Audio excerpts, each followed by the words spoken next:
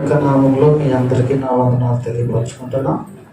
మరి దేవుడు మనకి ఇచ్చినటువంటి ధన్యతను బట్టి మరి చాలామంది కరోనా గురించి ఇక్కడ రాలేనటువంటి వారు ఉన్నారు.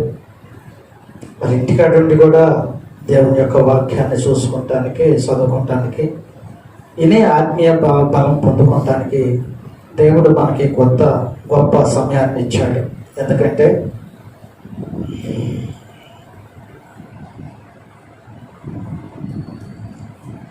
నాన్నగారికి ఒక వాగ్దానాన్ని ఇచ్చాడు.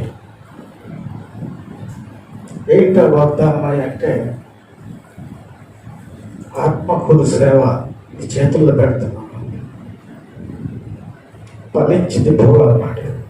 హల్లెలూయా, హల్లెలూయా. మరి ఫలించాలి అంటే అనేకులు దేవుని యొక్క వాక్యాన్ని వినాలి. వాక్యాన్ని వినాలంటే ఇప్పుడు ఈ కరోనా గురించి ముందు ఎవరు కూడా సన్నిధికి రాలేకపోతున్నారు. మరి ఆ రోజు నుంచి ఈ రోజుకి ఎంత కరోనా అయినప్పటికైనా కానీ సరే సన్నిధి అనేది ఆగకుండా దేవుని యొక్క కార్యక్రమాలన్నీ కూడా జరుపుకుంటూ ఉంటాడు. మరి ఇప్పుడు ఎంతో మంది రాలేనటువంటి వారు ఉన్నారు కనుక వారి కోసం దేవుడు ఏం చేశాడంటే మహిమ మందిరంలో ఒక లైవ్గా ఏర్పాటు చేశాడు. ఆ లైవ్ ద్వారా అనేకులు ఇంట్లో ఉండి కూడా దేవుని యొక్క వాక్యాన్ని వినటానికి చక్కటి సమయాన్ని దేవుడు అనుగ్రహించాడు.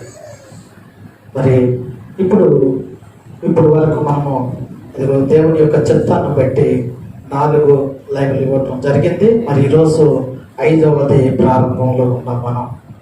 ఇటు సమయాన్ని దేవుడు మనకు అనుగ్రహించినందుకు మనందరూ కూడా ముందుగా ప్రార్థన చేసుకుని ప్రార్థన ద్వారా ఈ యొక్క కార్యక్రమాన్ని ప్రారంభించుకుందాం. ప్రార్థన చేసుకుందాం. మమ్మల్ని అన్నిటిగా ప్రేమించిన మా ప్రియపరలోక తండ్రి, పరిశుద్ధుడా మా యేసయ్యా, నీకు వందనాలు. నీ యొక్క మహాకృపను బట్టి ప్రభు 4 లైవ్లు ప్రభు ఎదుగుగా ఎంతో చక్కరగా జరిగించాం. 5వ దానిలో మేము ప్రారంభంలో ఉన్నాం కనుక ప్రభు ప్రారంభం నుంచి ఆఖరి వరకు ప్రభు నువ్వే చక్కరగా జరిగించమని ప్రార్థిస్తున్నాం. ఇటు అవకాశాన్ని నువ్వు మాకు అనుగ్రహించినందుకు నీకు వందనాలు తెలియపరచుకుంటున్నాం. నీ కృప, నీ సన్నిధి, నీ కాపుదల మనందరికి తోడుగా ఉండి ప్రభా ఇప్పుడు నీ బిడ్డలు పాటలు పాడుచుండగా ఆ పాటలు పాటకు వారి స్వరాలను ఉంటమని ప్రార్థిస్తున్నాం. గాన గంభీరమైనటువంటి స్వరంతో నిన్ను ఆరాధించుటకు నీ కృప దయచేసి అనేక ఆత్మలు ఇలాగ చూసి రక్షింపబడినట్లు నీ కృప దయచేసి నీవే మహిమ, ఘనత, ప్రభావాలు పొందుకోమని క్రీస్తు నామములో అడుగుచున్నాము తండ్రి, ఆమేన్. మరి ఇప్పుడు ఒక పాట విందాం. కొయ్యలు వారు వచ్చి ఒక పాట పాడి దేవుని యొక్క నామమును గణపరచవలసిందిగా ప్రభు నామములో మనం చేస్తున్నాం.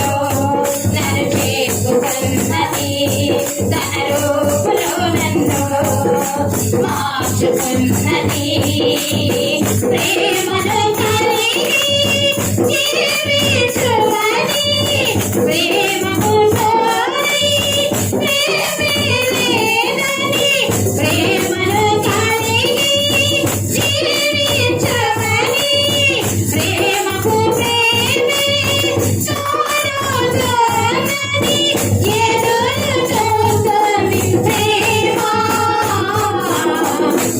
ప్రాణమేసిన క్రీస్తు ప్రేమ కనురెప్ప పాటైన కనుమోయలేదు ప్రేమ ప్రేమ ప్రేమ నిరుపేద స్థితిలోను నన్ను దాటిపోలేదు ప్రేమ ప్రేమ ప్రేమ ప్రేమలోకినికి నన్ను పిలుచుచున్నది ప్రేమ కౌగిలిలో బంధించుచున్నది ప్రేమలోకినికి నన్ను పిలుచుచున్నది ప్రేమ కౌగిలిలో బంధించుచున్నది ప్రేమకు ప్రేమే తోడవుతున్నది ప్రేమకు సాటి ప్రేమేలేనది ప్రేమకు ప్రేమే తోడవుతున్నది ప్రేమకు సాటి ప్రేమేలేనది కనుమోయిస్తుంది ప్రేమ ప్రాణమేచిన క్రీస్తు ప్రేమ కనురెప్ప పాటైన కనుమూయలేదు ప్రేమ ప్రేమ ప్రేమ నిరుపేద స్థితిలోను నన్ను దాటిపోలేదు ప్రేమ ప్రేమ ప్రేమ పగలరేగి పగలరిస్తుంది పగలను విడచి నన్ను వరించింది పగలరేగి పగలరిస్తుంది పగలను విడచి నన్ను వరించింది పగలరిస్తుంది ప్రేమ ప్రాణమేచిన కలువరి ప్రేమ కనురెప్ప పాటైన కనుమోయలేదు ప్రేమ ప్రేమ ప్రేమ నిరుపేద స్థితిలోను నన్ను దాటిపోలేదు ప్రేమ ప్రేమ ప్రేమ హల్లెలూయా ప్రైజ్ ది లార్డ్. హల్లెలూయా. ఆరాధించుదము యేసయ్య నామమును పరిశుద్ధ సంఘముగా అన్ని వేళలని సంపడి దేవుని నామమును మహిమపడతాం.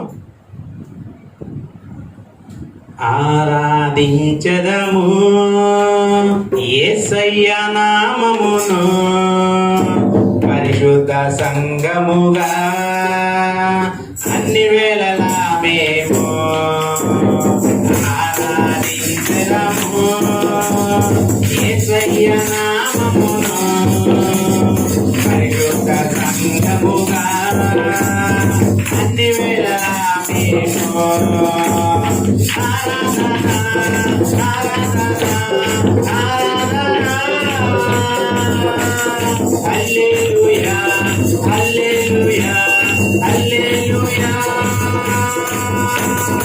ఆరాధన ఆరాధన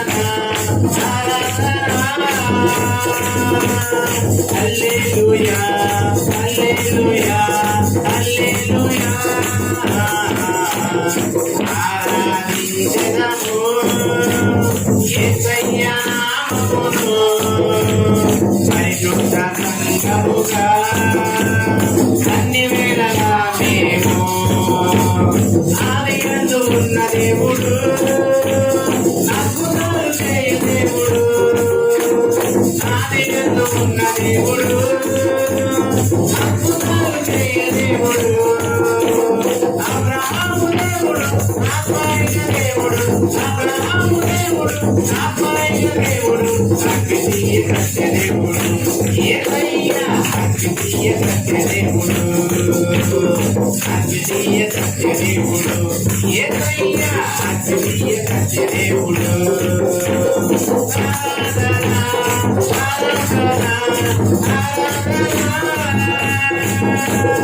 హల్లెలూయా హల్లెలూయా హల్లెలూయా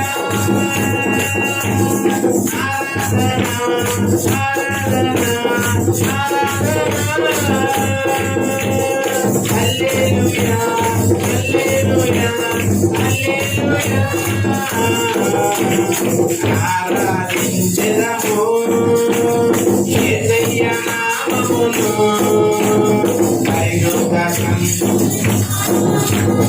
అన్ని వేళలా మేము మోక్షమునిచ్చు దేవుడు మహిమను చూపు దేవుడు మోక్షమునిచ్చు దేవుడు మహిమను చూపు దేవుడు మోషే దేవుడు మాట్లాడే దేవుడు మోషే దేవుడు మాట్లాడే దేవుడు మహిమగల నిత్య దేవుడు యేసయ్యా మహిమగల నిత్య దేవుడు మహిమగల నిత్య దేవుడు యేసయ్యా మహిమగల నిత్య దేవుడు ఆరాధన ఆరాధన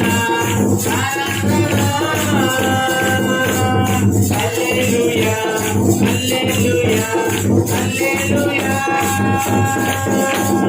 ఆరాధన ఆరాధన హల్లెలూయా హల్లెలూయా హల్లెలూయా ఆరాధించెదము యేసయ్య నామమును పరిశుద్ధ సంఘముగా అన్ని వేళలా మేము ఆరాధించెదము యేసయ్య నామమును పరిశుద్ధ సంఘముగా అన్ని వేళలా మేము ఆరాధన ఆరాధన ఆరాధన హల్లెలూయా హల్లెలూయా హల్లెలూయా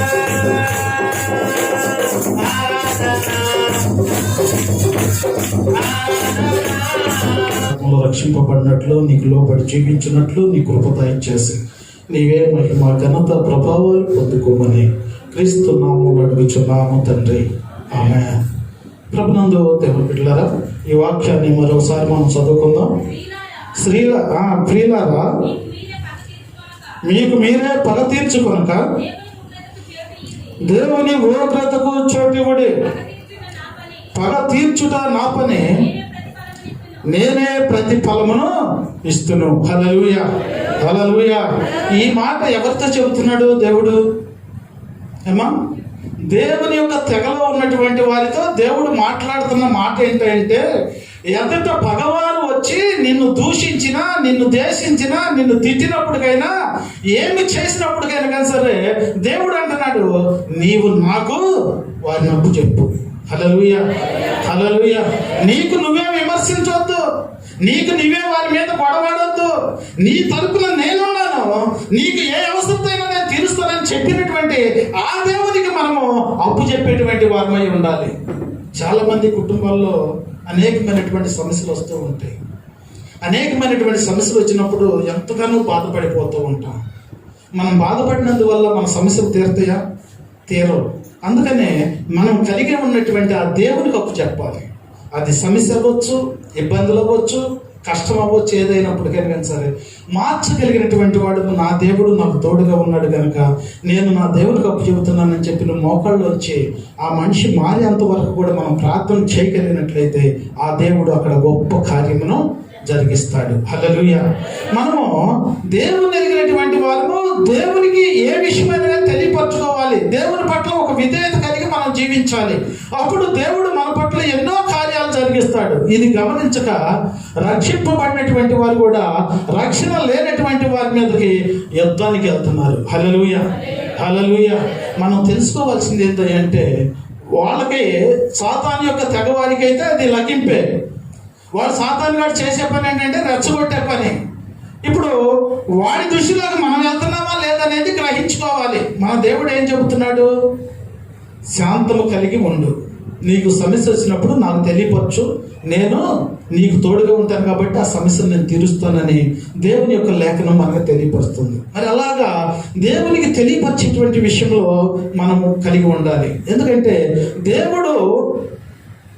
దేవుని యొక్క తెగగా ఉన్నటువంటి వారికి దేవుడు వారికి తోడుగా ఉంటాడు. వారిని అన్నట్టు కూడా విడిచిపెట్టేటువంటి దేవుడు కాదు. మనం ఒక ఉదాహరణ మనం చూసుకున్నట్లయితే, ఒక ఊరిలోనంట క్రైస్తవ కుటుంబం, చిన్న కుటుంబం, పేదరికంలో ఉన్నటువంటి వారు. ఆయన ఉద్యోగం చేసి రిటైర్మెంట్ అయిపోయాడు. రిటైర్మెంట్ అయిపోయారు కానీ దేవుని అందు ఎంతో విశ్వాసంతో ముందుకు కొనసాగుతూ ఉన్నారు. విశ్వాసంతో ముందుకు కొనసాగుతున్నప్పుడు వారి యొక్క ఇద్దరు బిడ్డలు కూడా చదువుకున్నటువంటి సమయంలో వీళ్ళు దేవుని అందు విశ్వాసం కలిగి జీవిస్తున్నటువంటి ఆ సమయంలో వారి ఇంటి ఎదురుగా ఒక రవిడి ఉన్నాడు. ఆ రవిడి ప్రతి దినము కూడా వీళ్ళని బెదిరిస్తూ ఉంటున్నాడు. దేవుని ఎదిగిన బిడ్డలు కాబట్టి వీళ్ళు ఏం చేస్తున్నారంటే అడిగి మరిగి ఉంటున్నారు, దేవునికి భయపడుతున్నారు. దేవునికి భయపడే కొద్దిగా రవిడి ఏమవుతుందంటే రెచ్చిపోతున్నాడు. ఒక రోజు ఏం చేశాడంటే, వీళ్ళు ఎంతన్నా కానీ మన మీదకి ఏం రావట్లేదులేమనుకుని వాడు ఏం చేసాడంటే, పట్టపొగులు వాళ్ళ ఇంట్లో ఉన్నటువంటి బీరువాలో ఉన్న సామాన్లు యొక్క నగలు అవన్నీ కూడా తీసుకుని వెళ్ళిపోయాడు. వెళ్ళిపోయినప్పటికైనా కానీ సరే వీళ్ళు అతని గురించి ఏమి నిందించలేదు, తిట్టలేదు. ఎందుకంటే వాడిని ఎదుర్కొనే సత్తా వీళ్ళకి లేదు కానీ వీరు నమ్ముకున్నటువంటి ఆ దేవుడికి ఉంది. అది గ్రహించారు వీళ్ళు.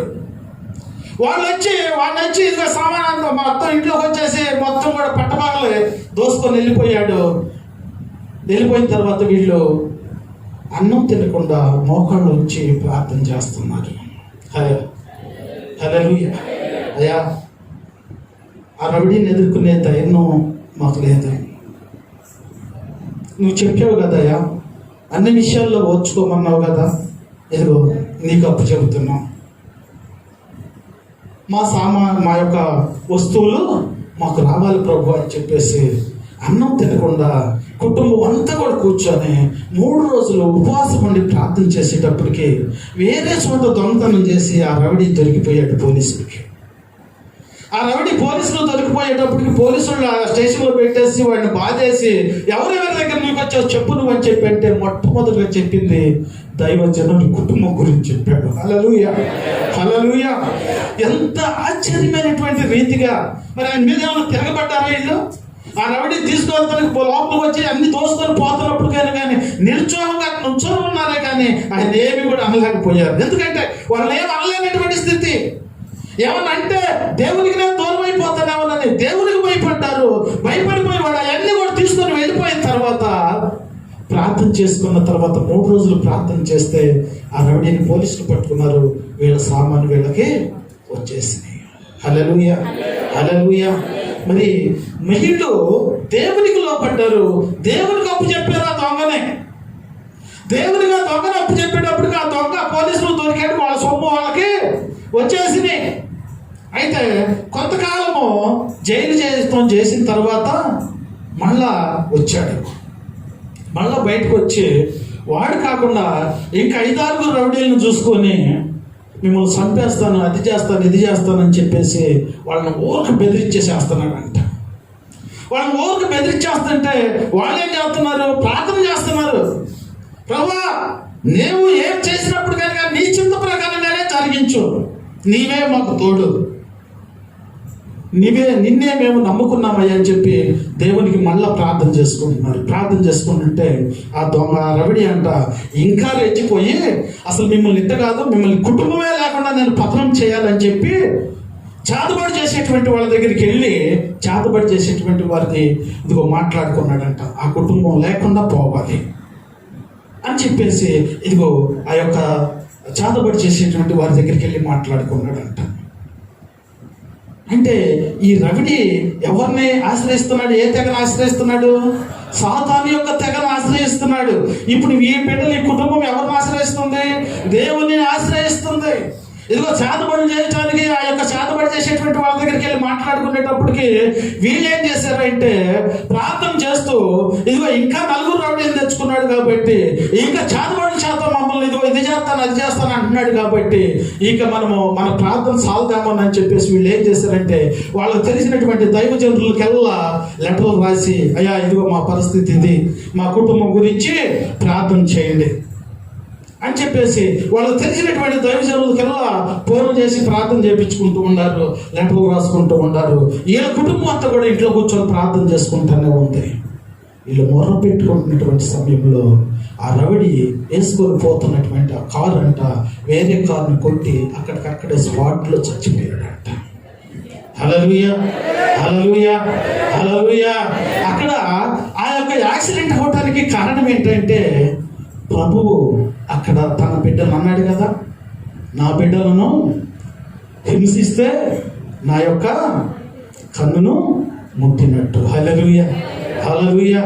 దేవుని యొక్క బిడ్డలు ఎంతగానో ఓర్చుకుంటుంటే ఆ ఓర్పు ఇంకా సహించకుండా ఇంకా రెచ్చగొట్టేసి ఏం చేశాడు, ఇక రౌడీ తన మరణాన్ని తనే తెచ్చుకున్నాడు. అక్కడికక్కడే స్పాట్లో చచ్చిపోయాడంట. చచ్చిపోవడానికి కారణం ఏంటి? దేవుని యొక్క బిడ్డలను హింసిస్తున్నాడు, దేవునికి వ్యతిరేకమైనటువంటి క్రియలు చేస్తున్నాడు కనుక ఇదిగో దేవుడు ఊరుకోలా, ఓపికలతో చేసింది. ఎన్ని సమస్యలు వచ్చినప్పుడు కానీ దేవునికి అప్పు చెప్పాడు, దేవుడే అక్కడ కార్యమును జరిగించాడు. హల్లెలూయా, హల్లెలూయా. దేవుని నమ్ముకున్నందుకు మేలు జరిగిందా కీడు జరిగింది? మేలే జరిగింది. మరి మనం ఎవరు నమ్ముకుంటున్నాం?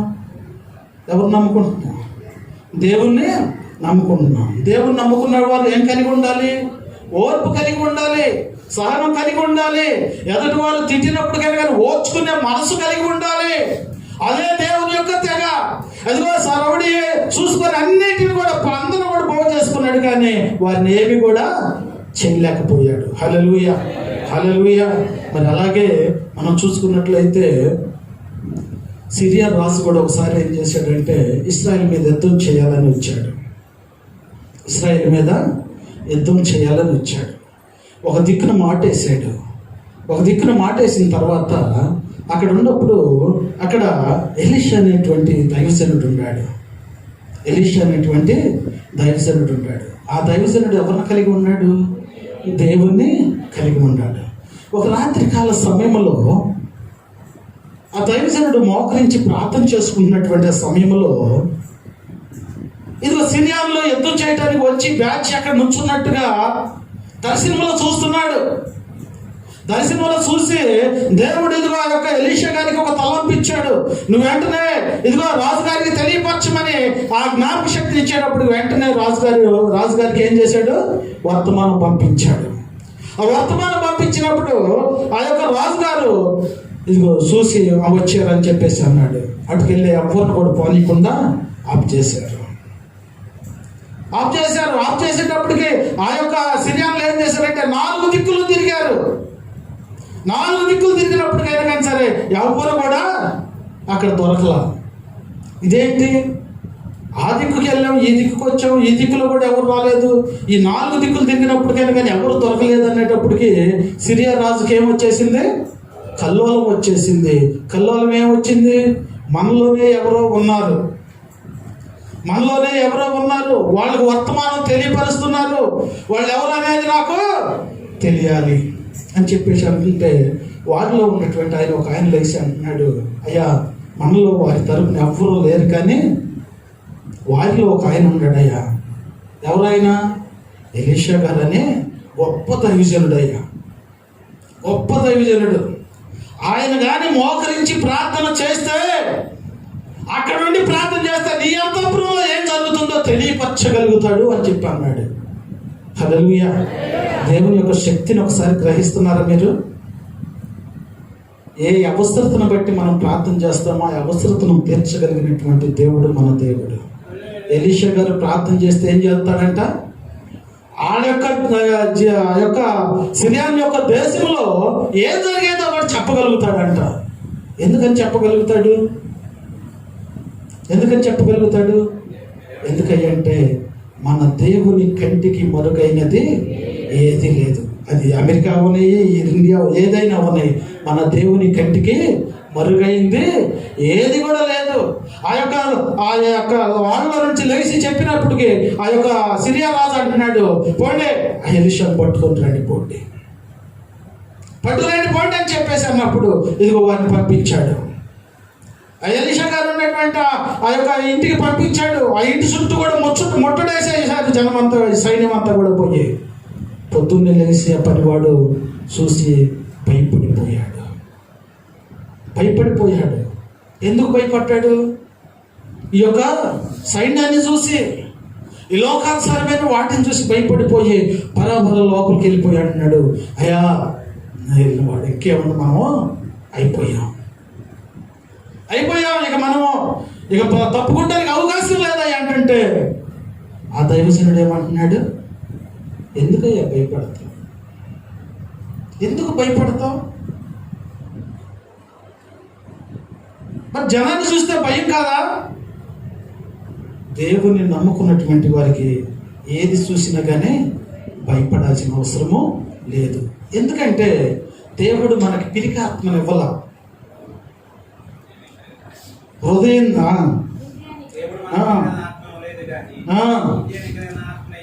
హల్లెలూయా. మనం ఎలాంటి వారమై ఉండాలి? నిగ్రహం కలిగినటువంటి వారమై ఉండాలి. మన హృదయము కలవరపడకూడదు. ఏ సమస్య వచ్చినప్పటికైనా సరే కలవరపడకూడదు. ఇప్పుడు ఈ యొక్క దైవజన దగ్గర ఉన్నటువంటి ఆ యొక్క పనివాడు అంటున్నాడు, అయిపోయావు, ఇంకేం లేదు, మనం భయపడిపోతున్నాడు. భయపడబోక అంటున్నాడు, చిన్న 2 మాటలు ప్రార్థన చేశాడు. హల్లెలూయా. 2 మాటలు ప్రార్థన చేసేటప్పటికి ఆ పాపపు పొలుసులు ఏమైపోయినాయి? రాలిపోయినాయి. మరి దేవుని ఎరిగి దేవుని కొరకు జీవిస్తున్నటువంటి మన యొక్క పాపపు పొలుసులు రాలిపోతున్నాయా? రాలిపోయినాయి అనే దానికి సాదృశ్యం ఏంటంటే భయము లేదు మనకి. భయము మనలోకి వస్తుందంటే లోకం ఏదో మనలో ఉన్నది, మన హృదయాన్ని గలిబిలి చేస్తుందంటే ఇదిగో దేవునికి దూరంగా జీవిస్తున్నాం, దేవునికి వ్యతిరేకమైనటువంటి క్రియలేవో మనలో ఉన్నాయి. వాటిని ఎత్తుక్కోవాలి మనం ముందు. భయం నుంచి మనం విడుదల పొందాలంటే ఏం చేయాలి? నాలో ఏముందో ప్రభు అని ఎత్తుక్కునేటువంటి వారమై ఉండాలి. చాలా మంది ఏం చేస్తారంటే భయం రాగానే మోకరిస్తారు, ప్రార్థన చేస్తారు. ఏం ప్రార్థన చేస్తారు చెప్పండి? ఏం ప్రార్థన చేస్తారు మీరైతే? ప్రభువా భయం వస్తుంది, భయం తీసేయ్. పోద్దా? ఎన్నాళ్ళు ప్రార్థన చేస్తే పోతుంది చెప్పండి? ఎన్నాళ్ళు చేసినా పోదు. అసలు ఆ భయం ఎందుకు వచ్చింది ప్రభువా? నాలో ఏముందయ్యా, నాకెందుకు వస్తుంది భయము, ఎందుకు వస్తుంది వణుకు అని మనం ఎప్పుడైతే మన జీవితాన్ని పరీక్షించుకుంటామో వెంటనే దేవుడు మనకి తెలియపరుస్తాడు, ఇదిగో పలానా పాపంలోనూ పడిపోయి ఉన్నావు,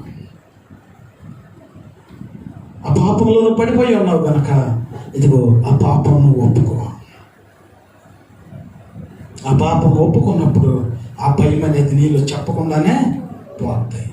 మరి ప్రార్థనే చేస్తున్నాంగా, ప్రభు భయం తీసేయమని మనం ప్రార్థనే చేస్తున్నాంగా, భయం ఎందుకు పోవట్లేదు? పాపము కడుపులో ఉంచుకొని హృదయంలో ఉంచుకొని మనం ప్రార్థన చేస్తే ఆ ప్రార్థనకు ప్రతిఫలము లేదు. హల్లెలూయా. ఎప్పుడు ప్రతిఫలం ఉంది? పాపమును విడిచిపెట్టిన రోజున ప్రతిఫలం ఉన్నది. ఆ ప్రతిఫలము మనం పొందుకోవాలి. ఈ యొక్క పని మనిషి ఆయన దగ్గర పనిచేసే ఎలీషా గారి దగ్గర పనివాడు భయముతో ఉన్నాడు. ఏంటంటే పాప పొలుసులు పోలా, ఆయనలో ఉన్నటువంటి లోకం పోపోయేపాటిగా దైవజనుడు అనేటువంటి ఎలీషా గారు 2 మాటలు ప్రార్థన చేశాడు. ప్రభా ఈలో ఉన్నటువంటి భయం పాప పొలుసులను తీసివే ప్రభు అన్నప్పుడు ఆ పాప పొలుసులన్నీ కూడా రాలిపోయినాయి. అప్పుడు ఏ సైన్యాన్ని చూస్తున్నాడు? దేవుని యొక్క సైన్యాన్ని చూస్తున్నాడు. హల్లెలూయా. అంటే అంతకుముందు ఏ తెగలో ఉన్నాడు? అపవాది యొక్క తెగలో ఉన్నాడు. అపవాది తెగలో ఉన్నటువంటి వారి స్థితి ఏంటి? భయపడుతూ ఉంటారు, సమస్యలకు ఇదిగో ఎంతగానో భయపడిపోతూ ఉంటారు. దేవుని ఎరిగినటువంటి వారు భయపడాల్సిన పని లేదు. ఇదిగో సైన్యం అంతా కూడా వచ్చేప్పటికయ్యా వారికంటే మన వైపున ఉన్నటువంటి వారు బలవంతులు, అధికులు మనకు తోడుగా ఉన్నారు అన్నప్పుడు ఆ 2 మాటలు ప్రార్థన కడితే ఇక అప్పుడు ధైర్యం వచ్చేసింది. హల్లెలూయా. ఆ పనివాడికి ఎప్పుడు ధైర్యం వచ్చింది? పాపపు పొలుసులు రాలిపోయినప్పుడు. మనము కూడా మరి దేవుని బిడ్డమని ఎప్పుడు చెప్పుకోగలుగుతాం? మనలో ఉన్న పాపపు పొలుసులు రాలిపోవాలి. ఏంటా పాపపు పొలుసులు? మోసకరమైన జీవితం, అహంకారమైన జీవితం, నాకేం ఎదురులేదు అనేటువంటి జీవితం, ఇచ్చలవిడిగా పాపం చేయటం, అనేకమైనటువంటి విషయాల్లో పడిపోయిన ప్రార్థన చేస్తున్నానులే అంటే ఆ ప్రార్థనకు ప్రతిఫలం లేదు. నీవు ఇవన్నీ కూడా ప్రార్థన చేస్తున్నప్పటికైనా కానీ అపవాది యొక్క తెగలో ఉంటావు. ఇదిగో ఎలీషా గారు ఎప్పుడైతే ప్రార్థన చేశాడో వెంటనే బయటకు వచ్చాడు. ఎలీషా గారు ఏ తెగలో ఉన్నాడు? దేవుని యొక్క తెగలో ఉన్నాడు. దేవుని యొక్క తెగలో ఉన్నవారు ఏం చేస్తారు? ప్రార్థన చేస్తారు. ఎలీషా గారు ఏం చేశాడు? ప్రార్థన చేశాడు. ఏం ప్రార్థన చేశాడు? ప్రభువా, ఇదిగో ఈ యొక్క మనోనేత్రాలను మూసేయమన్నాడు. హల్లెలూయా, హల్లెలూయా. ఎప్పుడైతే అన్నాడో ఈ సైన్యం అంతా కూడా ఏమైపోయింది? గుడ్డోళ్ళు అయిపోయారు. మీరు ఎవరి కోసం వచ్చారో వారి దగ్గరికి నేను తీసుకొని వెళ్తాను పదని చెప్పేసి వీరందరినీ కూడా ఏడ తీసుకెళ్లారు? రాజుగారి కోటలోకి తీసుకెళ్ళాడు. రాజుగారి కోటలోకి తీసుకెళ్లారు. రాజుగారి కోటలోకి తీసుకెళ్ళాక మళ్ళీ అక్కడ ప్రార్థన చేశాడు. ఏం ప్రార్థన చేశాడు? ప్రభువా, వీళ్ళ యొక్క కన్నులు తెరవమని ప్రార్థన చేశాడు. వెంటనే వాళ్ళకు చూపు వచ్చేసింది. వాళ్ళు తత్తరపోయారు. అరే, ఇదేంది, మనం రాజుగారి కోటలోకి వచ్చాము, దొరికిపోయాము, ఇక మన పని అయిపోయింది, ఇక మనం తప్పుకోలేము, బయటికి వెళ్ళలేము, ఇక ఏం చేద్దాం, అనుకోకుండా దొరికిపోయాము అని చెప్పేసి ఒకరికొకరు కంగారు పడిపోతున్నారు. కంగారు పడేది ఎవరు? అపవాది యొక్క తెగవారు. హల్లెలూయా. అపవాది యొక్క తెగ భయపడిపోతుంది. ఎవరిని చూసి? దేవుని యొక్క తెగను చూసి భయపడిపోతుంది. అయితే దేవుని ఎరిగినటువంటి వారు ఏం కలిగి జీవించాలన్నాను? దీనత్వాన్ని కలిగి జీవించాలి. దీనత్వం అంటే ఏంటి? క్షమించే మనసు ఉండాలి, ప్రేమించే మనసు ఉండాలి. ఎవరిని? నీ బంధువులు కాదు, నీ స్నేహితులు కాదు, నీ శత్రువుని ప్రేమించే మనసు కలిగి నువ్వు జీవించాలి. ఇప్పుడు ఈ యొక్క ఎలీషా గారిని తీసుకొని వెళ్ళిపోయి ఆ యొక్క సిరియా రాజుకు అప్పచెబుదామని వచ్చినటువంటి వీళ్ళు ఎలీషా గారికి శత్రువులా మిత్రువులా? శత్రువులే. అయితే రాజుగారు అంటున్నాడు, ఏమంటున్నాడు? అయ్యా, ఇక వీరిని కొట్టుదునా అంటున్నాడు. వీళ్ళని ఇక కొడదామా అని చెప్పి అంటున్నాడు. ఎందుకు కొడదామా అంటున్నాడు రాజుగారు? శత్రువులు కనుక దొరికాను కనుక వీళ్ళు కొట్టేద్దామంటున్నాడు. రాజుగారు అయ్యిండు కూడా ఏ తెగలో ఉన్నాడు చెప్పాలి? సాతాను యొక్క తెగలో ఉన్నాడు. దేవుని యొక్క తెగ ఓర్పు కలిగినటువంటిది. శత్రువు దొరికాడు. దొరికినప్పుడు ఈయన ఏమంటున్నాడు ఎలీషా గారు? అయ్యా, వారిని కొట్టొద్దు, వారికి కడుపు నిండా భోజనం పెట్టి వారిని పంపించేద్దాం. వంటలు చేశారు, భోజనం కడుపు నిండా పెట్టారు, పంపించేశారు. ఒకళ్ళ మీద ఒకళ్ళు పడుకుంటూ వెళ్ళిపోయారు. ఎప్పుడైనా ఇశ్రాయేలు మీద సైన్యం మీద యుద్ధం చేసినట్టు ఎప్పుడైనా ఉంది? ఇంకా లేదు. ఎందుకని? దేంతో జయించారు? మేలుతో కీడును జయించారు. అదే సాతాను తెగ అయితే కీడు చేసిన వాళ్ళని ఏం చేస్తాడు? కొడతాడు. వీడు నలుగురు తీసుకొచ్చి కొడతాడు. వాళ్ళు ఏం చేస్తారు? ఎప్పుడు దొరుకుతాడని చూస్తారు. అది ఇక దానికి అంతం అనేది ఉందా? అంతం అనేది లేదు. అది ఎప్పుడు రగులుతూనే ఉంటుంది. ఆ రగిలే దాన్ని ఆర్పేయడమే దేవుని యొక్క చిత్తం. ఆ యొక్క మంటల్లో నుండి విడిపించడమే దేవుని యొక్క లక్షణం.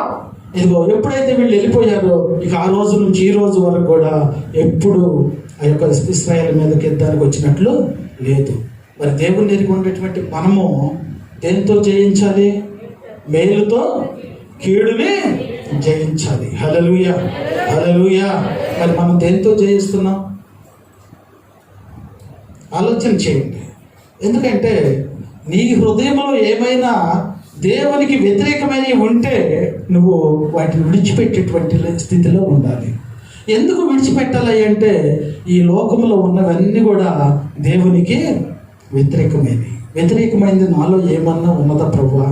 నేను ఏ తెగలో ఉన్నానయ్యా? ప్రేమించే తెగలో ఉన్నానా, శత్రుత్వం పెంచుకునే తెగలో ఉన్నానా అనేది మనము గ్రహించుకోవాలి. ఎందుకంటే ఈ రెండు తెగల్లో మనం కానీ ఒకవైపుకి ఒక దరికి చేరకపోతే మనం చాలా అపాయకరమైనటువంటి స్థితిలో పడిపోతాం.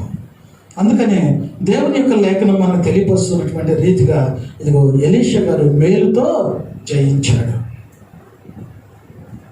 అలాగే మనం చూసుకున్నట్లయితే 2 సమయాల గ్రంథము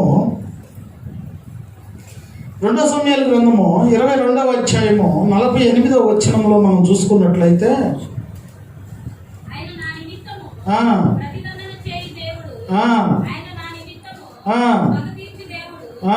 జనమునకు నాకు లోబర్చువాడు ఆయనే. హల్లెలూయా, హల్లెలూయా. ఈ మాట ఎవరు అంటున్నారు? ఈ మాట దావీదు గారు అంటున్నాడు. దావీదు గారు ఎప్పుడు అంటున్నాడయ్యా ఈ మాట అంటే, గొలియాతు మీద యుద్ధానికి వెళ్ళాడు. గొలియాతు మీద యుద్ధానికి వెళ్ళి జయం పొందుకున్నాడు.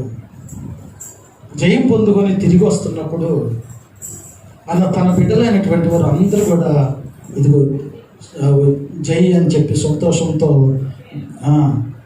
ఆ యొక్క తెలియపరుస్తున్నప్పుడు సౌలు రాజుకి ఏమొచ్చింది? విషపు చూపు వచ్చింది. విషపు చూపు వచ్చి దావీదును చంపడానికి ఇదిగో వేట తీసుకొని బయలుదేరాడు. సౌలు ఎంత తములుతున్నప్పటికైనా కానీ దావీదు సౌలు మీద కోపం పెట్టుకోలేదు, తప్పుకుంటానే ఉన్నాడు. ఏ మనసు కలిగి ఉన్నాడు? దీన మనసు కలిగి ఉన్నాడు. ఏ సమయంలో దీన మనసు కలిగి ఉన్నాడు? శత్రువు ఎమ్మడ పడుతున్నప్పటికైనా కానీ సరే ప్రేమించే మనసు కలిగి ఉన్నాడు. ఎందుకు ప్రేమిస్తున్నాడయ్యా, ఆయనకి ఎందుకు దూరంగా వెళుతున్నాడా అంటే, ఒకప్పుడు సౌలు కూడా దేవుని యొక్క బిడ్డే, అభిషేకం పొందినటువంటి వాడు కనుక ఇదిగో దేవుని యొక్క బిడ్డ మీద నేను చేయకూడదని ఇదిగో పారిపోతున్నాడు. తర్వాత ఇదిగో దావీదుకు దేవుడు జయమిచ్చాడు. ఆయన నిద్రపోతున్నప్పుడు ఒక ముక్క కోసుకొని వచ్చి కూడా ఎంతో బాధపడ్డాడు. మనం కూడా ఒక మాట ఎవరినైనా గబక్కునంటే ఎంతో బాధపడాలి మనం. ఎందుకంటే ఈ మాట నేను ఎందుకన్నానని భయపడేటువంటి వారిగా ఉండాలి, కానీ రోషానికి పోయేటువంటి వారిగా ఉండకూడదు. దావీదు భక్తుడు ఓర్చుకున్నందుకు దావీదును దేవుడు ఏం చేశాడు? రాజుగా చేశాడు. హల్లెలూయా, హల్లెలూయా. ఓర్చుకున్నటువంటి దావీదు రాజు అవటానికి కారణం ఏంటంటే ఓర్పు ఎంతో బలమైనది. హల్లెలూయా, హల్లెలూయా. ఓర్చుకోవాలి. ఓర్చుకున్నందువల్ల నువ్వు ఆశీర్వదించబడతావే కానీ ఓర్చుకోకపోతే ఆశీర్వదించబడలేం. ఓర్పు ఎంతో బలమైనది కనుక ఇది ఓర్చుకున్నాడు. అన్ని విషయంలో అన్ని వేళలు కూడా ఓర్చుకున్నాడు. ఓర్చుకున్నటువంటి దావీదును సింహాసనం ఎక్కించాడు. ఓర్చుకున్నటువంటి ఈ యొక్క సౌలుని ఏం చేశాడు? దేవుడు సింహాసనం మీద నుంచి దింపేశాడు. కోపము, అసూయ, దేవునికి వ్యతిరేకమైనవన్నీ కూడా చేసేటువంటి వారు ఏమైపోతారంటే దిగజారిపోతూ ఉంటారు. దేవుని ప్రేమిస్తూ దేవునికి లోబడి దీన మనసు కలిగి జీవించే ప్రతి ఒక్కరు కూడా ఇదిగో ఆశీర్వదించబడతారు. మరి నువ్వే తెగలో ఉన్నావు? నువ్వే తెగలో ఉండి ఇదిగో నువ్వు ఉంటున్నావు? అందుకనే మత్తయి సువార్త 5వ అధ్యాయము 44వ వచనంలో ఒక మాట రాయబడి ఉన్నది. ప్రేమించే మనసు కలిగి ఉండాలి. ఇంకా చదువు. మిమ్మల్ని హింసించు వారి కొరకు ప్రార్థన చేయుడి. ఆయన చెడ్డవారి మీదను మంచివారి మీదను సూర్యుని ఉదయింపజేసి నీతిమంతుల మీదను అనీతిమంతుల మీదను. హల్లెలూయా, హల్లెలూయా. ఇప్పుడు ఈ భూమి మీద నివసిస్తున్నటువంటి వారిలో దేవునికి వ్యతిరేకమైనటువంటి వారు ఉన్నారు, దేవునికి ఇష్టమైనటువంటి వారు కూడా ఉన్నారు. మరి మన దేవుడు ఏం చేస్తున్నాడు? పొద్దున్నే లేవగానే ఆ సూర్యుడు ఉదయిస్తున్నాడు. ప్రేమించిన మా ప్రభువులో తండ్రి, పరిశుద్ధుడైన మా యేసయ్యా నీకు వందనాలు. నీ యొక్క మహాకృపను బట్టి ప్రభువా, ఇదిగో నాయన ఇంతవరకు నీ బిడ్డలతో నీ మాట్లాడినటువంటి మాటలను బట్టి నీకు స్తుతులు వందనాలు తెలియపరుచుకుంటున్నాం ప్రభువా. అనేకులు నాయన ఇదిగో దూరం నుండి నా ప్రభువా నీ యొక్క లైవ్ చూస్తున్న లైవ్లో వింటున్నటువంటి వాక్యం అనేక ఆత్మలను బలపరిచినట్లు నీ కృపదాయ చేయమని ప్రార్థిస్తున్నాం. ఈ ఆరాధన ఎంతో జయకరంగా జరిగించి నీవే మహిమ పొందుకోమని క్రీస్తు నామములో అడుగుచున్నాము తండ్రి, ఆమేన్. క్రీస్తు వారి యొక్క కృప, పరిశుద్ధాత్మ నిత్య సన్నిధి సదాకాలము ప్రతి ఒక్కరికి తోడుగా ఉండి దీవించిన కనుక ఆమేన్. ఆయన నాతో వచ్చును, ఆయన నాకాధారము, ఆయన ప్రేమ కృపల నుండి నేను తొలగానే నాడు. ఎత్తైన కొండలపై చీకటైన లోయలలో పరమ గృహ